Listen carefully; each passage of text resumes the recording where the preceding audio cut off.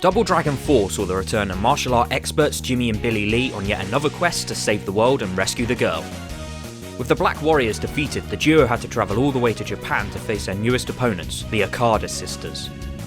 The game was like a nostalgic punch to the face. With a franchise as popular as Double Dragon, I'm not surprised that the series is still going. What I am surprised about though is that it looks exactly the same now as it did back in 1987. In fact, the only thing that was given a modern day upgrade was that awesome new music.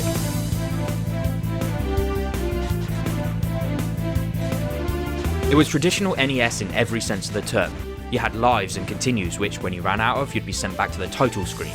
There was no level select, at least not without the Konami code, and it wouldn't have been Double Dragon without some of those god-awful platforming sections. You'd carefully fight your way through a level, taking out enemies without losing much life, only to then repeatedly die when the game decides not to let you make a jump. Some may say, why did they include annoying parts like this? But I say, it's needed to recreate some of that old gaming magic. The game started off easy enough, in fact perhaps a little too easy. The old arcade Double Dragons were notorious for their openings, which would chew through kids' coins in no time. But here the games eased you in gently. In fact, some sections actually had you do nothing at all. Enemies would sometimes appear far too infrequently, which slowed the pace of the action right down. Remember, get the knife. However, over the course of the 12 different levels, the game did eventually ramp up its difficulty by throwing you a number of tough enemies all at once. And it all led up to one final fight on the beach.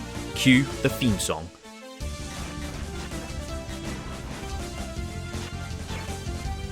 On completing the game, you would unlock the Tower mode, which was basically 100 floors of pure fighting.